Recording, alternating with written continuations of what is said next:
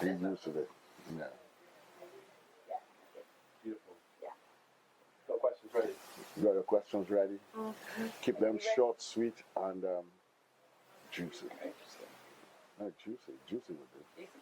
Okay. Are you ready? You're a guy. Rolling. Okay. First of all, thank you so much for your time. You're welcome. You're welcome. How's my hair? Do you think I should give it a little Afro, Afro treatment?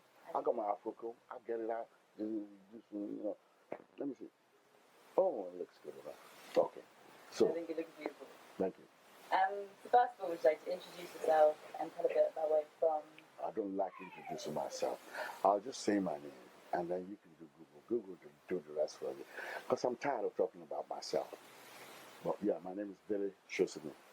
I was lucky to be born here in London around about 1963, which is one of the main reasons why I'm based here in London, because I can reside there if I choose to, because I've got entitlement to citizenship. So, and I love what I do. I do what I love, and I'm tripping on it, and I'm still tripping on it, and I will continue to trip on it. So, and that keeps me going. What does tripping on it mean? Just looking at Dico tripping, and it will give you definitions. Tripping on it means like you'll be like looking at, you're doing something in real time, and you can actually have an out of body experience, and you can say, "Damn, I just love it, man. I knew I loved it, but now looking at it again, I still love it. Damn, I want to do it again. And next time I do it, I'm gonna even do it better, because I'll have this out of body experience, and I know how good it sounds and looks. I'm gonna do it better next time, and keep on improving on yourself. Constantly feel alive. Yeah, constantly feeling it, and you're buzzing too, like Buzz Lightyear, kind of to infinity and beyond. What a line that was. To infinity and beyond. So is he one of your main influences? Or what? No. Just I used to love watching cartoons with my kids. I still love watching cartoons, especially those ones that come up with all these lovely, deeper meaning phrases to infinity and beyond. But that means infinity is infinite, but it's as infinite as infinity is. What about the beyond? So when you, if you manage to finish infinity, it ain't over. There's still the beyond it. So it's leaving no room for any, not taking things that may be beyond your scope into consideration. The fact that you don't know it don't mean that it don't exist. If you get to a particular stage of knowledge, you'll probably be like, God damn, I know so much. And then suddenly, ping, Eureka moment, damn, I thought I knew so much. There's just much. There's still more stuff to know. La-di-da. Come on, get cracking. I want more, So that's...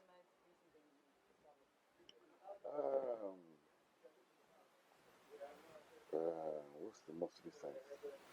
The most recent probably be like, nothing scares me.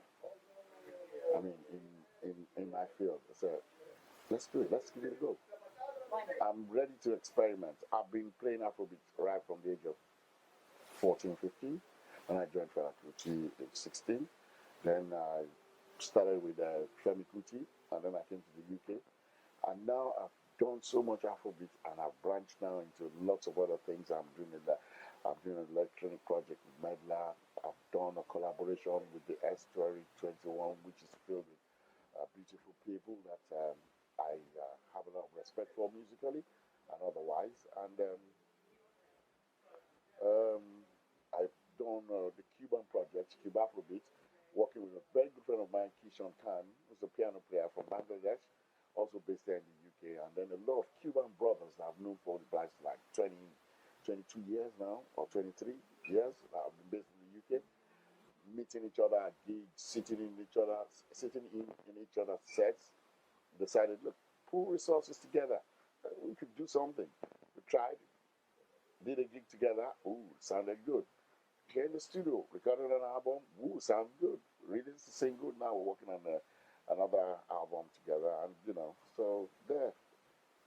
Yeah, I think the most recent thing, though, I look at is tonight. I've known Joe Claussell from since Jesus was born. We've done we did a track together on his album called Language, and we've always wanted to do something, but he's based in America. I'm based in the UK. We never find time, and but I know the cosmic forces made it possible for us to get together tonight for a one-off, never been done before, live collaboration. So what you see tonight is hybrid. It's going to be something that came out of nothing, but it's in our hearts, and we're going to pour our hearts into a collaboration, one of unrehearsed. So whatever you witnessed tonight, it's the forces coming together to create a maelstrom and to create a spiritual journey to sort of like compensate for all the pain we've gone through for the past since the COVID started. I don't think most people have psychologically recovered. So ours is to just create all these kind of energies that will come at you and just massage you from the tiniest twiddly toe on your foot to your earlobes, and you will feel completely rejuvenated, and you will face life with another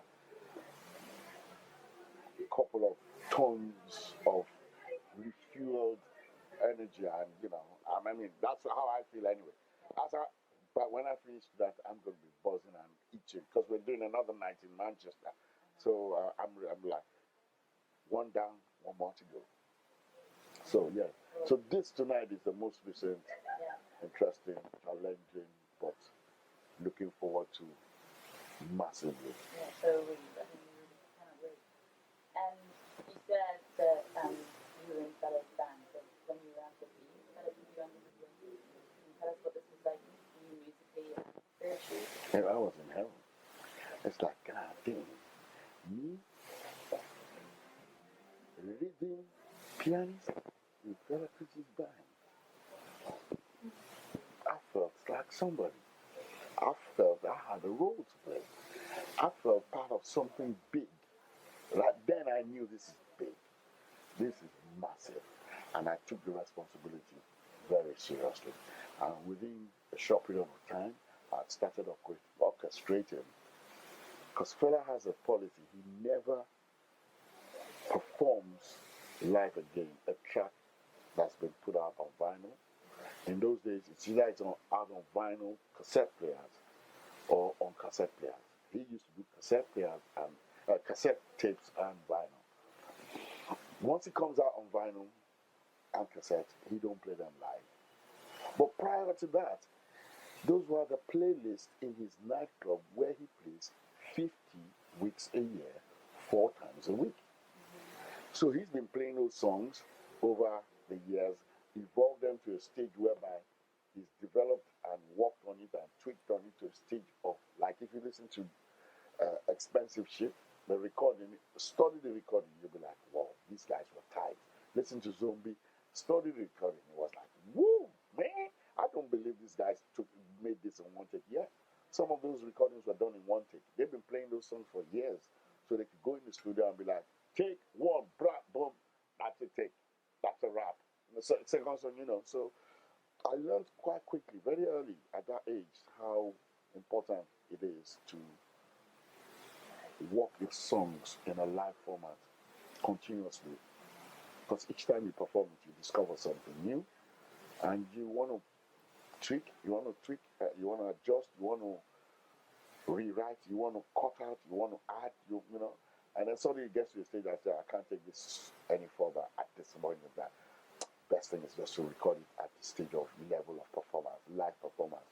Go into the studio for 1 take, 2 takes, 3 takes. Take 1, 2, and 3, each one sounding better. So, okay, now we give the record label a problem. You're going to have to choose which one and then move on.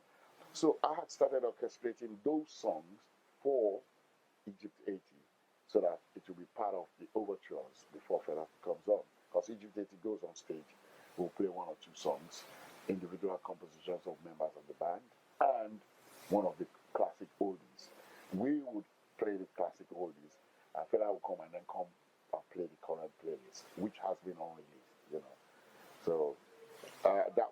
youth was quite educative, quite informative, quite challenging, and quite fun. Because I challenged myself to write a new song every week or every 2 weeks. The schedule was Friday, Saturday, Sunday, Tuesday. We were performing live. Wednesday, Thursday, we were rehearsing. The only day off was a Monday. So it was a full-time job. And Monday was payday. You get a paycheck on Monday. Ooh. On Mondays, smackaroo, sleep all day. Then Tuesday we start again. We got to go gig in the evening, get rehearsed, individual rehearsing, work on that finger pattern, work on the voice.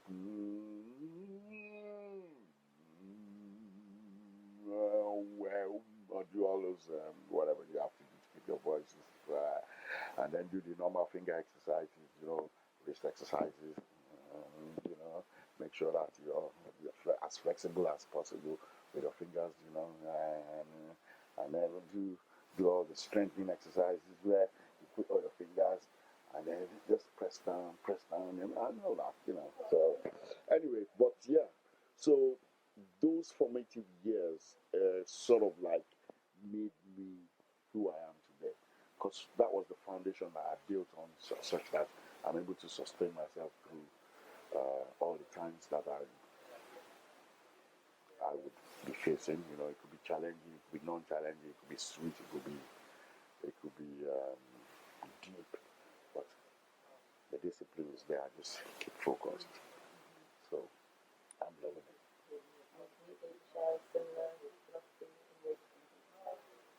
I don't know about share. I just know that do the right thing, keep a positive state of mind, don't be selfish, be happy to share, be happy to give. What you don't want done to you, don't do to another person, no matter what. Those kind of policies, I think they're universal. I think I have a very, very, very, very accommodating view on kind of universal laws. There are some things that you just don't do. I don't know if whether it's Christian, whether it's non-Christian, whether it's Judaism, whether it's Buddhism. There's some laws that are just it doesn't matter what religion you are. You just don't do certain things, and there are some certain things that are not permitted to happen now. That is like, how did we get to this stage? But yeah, everything Fela has spoken about, sang about, criticized, is still happening. So, and one of the things he said in those days was that I would hate for my children to have to carry on the struggle. I don't believe in that policy of aluta continua. I believe aluta stoppe. So when I die, I would have achieved something with all these social commentaries and everything, agitations and what I've done, so that my children can have a better life. If they're going to fight for something, let them fight for something different. But as irony has its kind of, as irony will have it, both of his sons are still carrying the torch of the same fight, just to even get Africa to a stage whereby it's self-reliant, there's no interference from international Western influences and all that. So it's still a big deal. So, I believe in everything he sang about, and they're still relevant. And what a legacy is left behind, though, because if we focus on just the music and take out all the social commentary, the music has been and continues to be very, very relevant to the times we are. People still sampling, taking beats off his tracks, making them into something else for their own platform to express their own creativity or express their own philosophies or musicality. So why not? Check my music out. I'm a chip off the old block, and it shows that this guy has a great influence from that guy, man. Yeah, nice one. Yeah, that's a true disciple of mine. I'm like, he got me young, didn't I? Oh, did I hope that didn't interfere with the sound. Sorry, microphone. This is my microphone. Do you have your microphone? I don't have my Oh, no, this is microphone. Yeah. Yorkophone? Yeah. You don't have a Yorkophone. Okay. Just joking. Then That's me. you mentioned that you've been mates with Joe Claussell for a really long time. Yeah. What relationship do you both share It's with a music spiritually? We don't know what it is. We just know we feel it. It's not something you can pinpoint and just describe. In life, you come across moments, it's like a deja vu moment, and you can't explain it. Don't even overthink it. Just go with the flow. Anytime we meet, it's like, there's no need to overthink it, bro. Let's just go with the flow, and then we go with the flow. So, we met the first time, we did a track together, and the track ended up on his album. And then, since then, we've been saying we're going to do it again, but the opportunity has never arisen until he did a remix of my track, Turbulent Times, and then we just never found the time to actually sit down and release it. And then suddenly, this opportunity came for us to do this. I was like, oh hell yeah. Then now's the time to release the album called Turbulent Times, Joe Claussell's remix. And hell effing yes. Times are still turbulent all over the world. And it's quite apt to musically present a work of art again with a reinterpretation from a brother from another mother. And yeah, why not? Jazz Cafe, I've been playing it since the 1999, and what better place to have the fun of, You had your 60th. Yeah, I had my 60th, and now I'm launching an album with Joe Claussell. What a dream. Yeah, gorgeous. I even launched the other album, the one with S3 21, on the 17th of April. We did it here again. Really? Yeah. What a night. Yeah, so big up to Jazz Cafe, because Jazz Cafe has, I don't know about anything other than I just love it. Coming here to play, perform, and I think the people who come here, they know what to expect. Especially when they turn up for our gigs, they know what to expect. And they're all open-minded too. If they see something new, they'll be like, oh my God, it's going to step higher. Oh, like, I thought you were good last time. And you guys were good. Honestly, you really were. But this time come again, you just blew me away again. What's going on? So, well, that's what we intend to do, because we can't let you be bored. And we ourselves, we need to elevate ourselves. If you saw us yesterday, when you see us tomorrow, we should be more in the zone than we were yesterday. Not because we're forcing it, but because we're naturally evolving. Because we love what we do, and we're open to it always. I hope I'm not ranting, No, you're BS. great. That's amazing. I may, some people will say, he's talking shite. But, I'm just being naturally responsive. Yeah. I'm being for real. Great. So I'm not making it up as I go. It's just coming from deep in within. So, can you tell us a little bit about the context of the music? I think it's really important to have a conversation about this and to know about the music, the behind the music that we're listening to. It opens up a dialogue within people and encounters the information of African music for listeners. So can you tell us firstly the difference between Afrobeat and Afrobeat? one has a T ending and the other has an S. That's the simplest I can do. Afrobeat, from my point of view, is an evolution of someone's creativity, Fela Kuti's creativity, having been heavily influenced by the foundation of his culture, where he grew up, and then having to travel out and experience other cultures, musical influences, radio, TV, and then realizing he had to have his own voice, experimenting until he got to a stage whereby he found a comfort zone and knew what his voice was, and he trusted his source, and he started creating along the lines of what his source was downloading from wherever he was getting inspiration. And there's a evolution. You could start from 1969, when he came back from America. You look up one of the first few tracks, Beautiful Dancer, Mr. Who Are You, and Black Man's Cry. And then he evolved from there. Then you can follow the movement up until Expensive Shit, Zombie, of course, Lady, Shakara, Opposite People, JJD, Stalemate, Dog Eat Dog, No Agreement, into Unknown Soldier out of Richie Stealing with Egypt. When he got to Egypt, there was a big shift, massive shift. And the creativity was still there, but he had taken a new direction. Then he introduced the second bass line over the years. So Afrobeat for me, that is Afrobeat.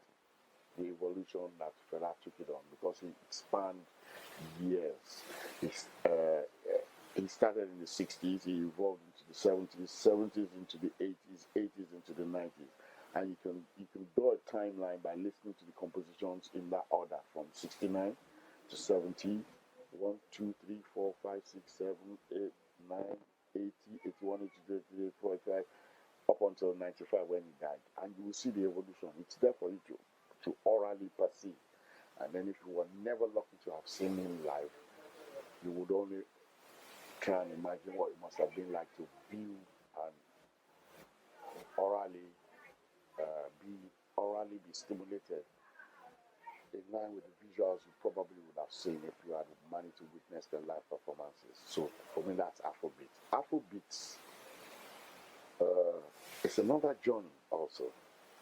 I've not done research. I don't need to research it. I just know that these guys they are creatively inspired by some of the Afrobeat originals, and they've taken it and they've owned it, and they continue to own it, and they're loving it. And it's great that it's become a world acclaimed party vibe. If you go to a party, you must hear from the Afrobeat is there all there, and I just smile and say, yeah, it's good. It's all good. Any So for me, memories of partying with Fela? of course, loads. Legendary parties. Loads in the shrine. Loads in the, for me personally, because especially in the live performances, we had festivals where some people would just cannot believe the wall of sound. It gets them such that they strip naked, they just like, yeah, tear off the shirt and be like, yeah, and people don't know. I don't know about that. I mean, when you're in festivals, live music outdoor festivals, everybody's gagging to go, and you don't know what anybody's on. Yeah. When are you going to play it? We out here already done it. Been there, got the t-shirt. What year? I don't even know. Been there, got the t-shirt, and just tell them we want Dele back. Please bring him back. Should come back. Yeah, but this year has been a good year because I did the double. I did the double at Glastonbury, which was fantastic, and then at Woman I also did a couple of. I performed with my orchestra, and then I joined Loki Terra on that stage, and then I also did a cooking class in the Taste the World tent. So I couldn't complain. And then I still had a couple of other festivals. I did Waking Life in Portugal. I did, there was another one in Albania. I went to Albania for the first time. So, and then I did Victorious, and I also did Love Jam. So, yeah, I can't complain. This year has been good. So, but those were Afrobeat live performances. And how much do you think Afrobeat has changed today? Well, I don't think Afrobeat has changed. All I know is Afrobeat is still very relevant. And it's so relevant. There's a band called the New In Afrobeat. And they are based in Chile. They've been on tour for 6 weeks around Europe. And they ended up, I actually did a recording with them. We recorded the track with them. And, excuse me, all this talking is making me bored. I just want to get on stage and I need a ginger shot. Pass me my gin. Can you see it anywhere?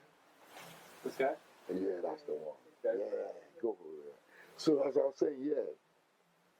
We can wrap up if you like, but we've got a final question that we'd love for our listeners. Woohoo! Yeah! It hit the spot. Now I come alive.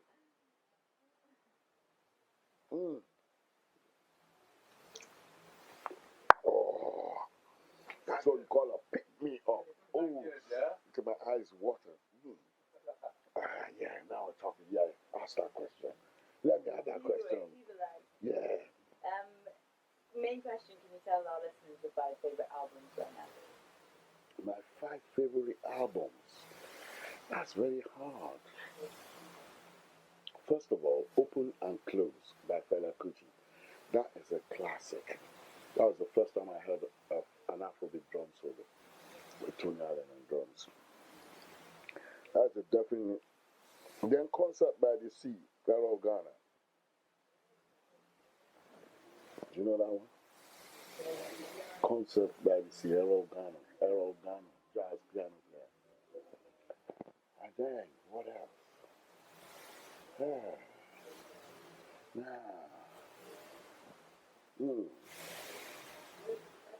Hank Jones meets Check TDM set. That's another album. And then, that's 3. 2 more to go. No, I still have a Kind of Blue. Kind of Blue, Miles Davis. That messed me up. And then Domino Theory, Weather Report. Bloody hell. Bloody effing hell. Domino Theory. Most people don't know about it. But if you know your rock jazz, Weather Report was one of the most prolific. That's where Jaco Pastorius. Jaco Pastorius. And then after he left, what's his name? He died with, who was it? We had Omar Hakim on drums. We had, of course, Wayne Shatter was still there. Dozawin was still there. And, I think Mino Chinese was Mino Chinese still there. Because I met them at Glastonbury. 1984, when I said I played Glastonbury. And I just went up into the box and I said, guys, you don't know me yet, I'm Fela Kuti's rhythm piano player. And I want you to autograph whatever you got now. You autograph that for me. I'm going to autograph and then we had Coffin for Head of State. That's another classic. That's one of Fela, and the second Fela Kuti track, album that you need to get that. Anyway, so I autographed that, gave it to them. Then they autographed a cassette of the album they were actually promoting on that tour called Domino Theory. And the track that got me on there, D Flat Waltz. What a track. If you don't believe me, go home, go to YouTube, Weather Report Live, D Flat Waltz, and check the many numerous clips. I think there are about 6 different clips of different performances. One in Tokyo, one in Rockplast in Germany. There are a couple of them. Oh, Lord. Oh, no, come on, man. Those guys blew my mind, man. Yeah, so those are my 5. I think I've done 6 now. Done 6. But I can't pick one over another. There's still many more. My growing up, one of the things that really inspired me was listening to Norman Grant's productions of J18P series, Jazz at the Philharmonic, where everybody got together and regardless of who you are, you got a chance to join a big lineup of musicians of the moment, and you played and you improvised, So Billie Holiday will be there, Sarah Vaughan will be there, then you have Charlie Parker, he'll be there. Then you have Nat King Cole playing, not singing, actually playing the role as a piano player. I heard T for Two with a big band. And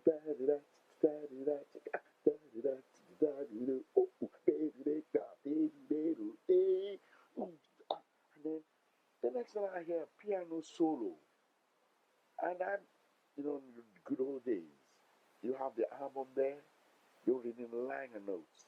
Each track, there's a mention. And then it said Nat King Cole, blah, blah, piano solo. Nat King Cole, what the? Is Nat? What's a Nat on that? How the hell did he end up crooning without playing more piano than crooning? Everybody knows Nat King Cole for his Mona Lisa, Mona Lisa. And, people did not really celebrate him as a piano player. The guy was an exception. His improvisational piano was top notch in the pocket without a socket. Golly!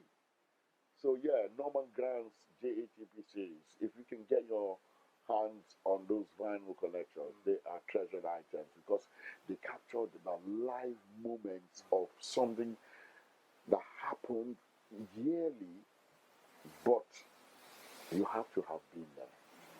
And if you were not there, that's the only record of the moments. There were some great moments. You had, oh no, I can't remember all the names because one of my pastime favorites was to call up near the record collection, select the record collection from Fela's library, and then I have Lucky Thompson, tenor saxophone, or Stanley Torrentine with Shirley Scott on piano, his ex-wife. And then I've been listening to two of them, the conversation between her on the organ and his saxophone solos. And I say, you could tell that these two people are lovers because the way they're interacting musically, there's some chemistry between them. And there, right there and then, I used to admire the fact that the power of music is so strong, man. You could not know somebody from anywhere, but you could get together musically and do things that you'd be like, God damn, if we could do that musically, oh, how about physically? Like Paul Simon said, blood strains your nervous system. Actually. And then it switches on those happy endorphins. That's all we need in the world today. If everybody has happy endorphins, the world will be a better place. Because you won't want to be selfish. You want to share what you got. You won't want to keep it all to yourself. And the main problem in the world today is how all the haves don't want to share. You notice it's the people that have the least who are happy to share. The people who have the most are the most conceited on, I ain't sharing what I got. No. Do you know how hard I worked to get there? Who gives a, you got so much, you've got enough to give and still have. Come on, share. Give us some. And they'll be like, I ain't getting some my, all mine. How do you feel for that in London? It's out there. I don't want to point it out, but we all know it's out there. The world would be a better place if all those guys who are there, if all those guys decide that, you know what, let's make a difference. Let's start giving more than we're receiving. Because we have enough to give and still have. But it's the guys, you see a guy, a destitute guy on the road. Then he's begging for money, you give him a tenner. And then he walks around the corner and sees his mate in need. And says, I just got a tenner. They take a $5. I've seen it happen many, many times. And then you see your people in a position to make a difference. Be like, God, I need, and you'll be like, no, sorry, I don't have it. No, I just bank a check for $2 million. Or maybe you just got a dividend return for $5 million from one of his shares or something, or stockbroking. But I digress. Tonight. What's going to happen tonight? God It's going to be damn. good. We're very excited. Can you feel it? 100%. After speaking to you, yes. Okay. Can I ask you one more question? Yeah. Which to you is your most important album and the title you behind it? I think my current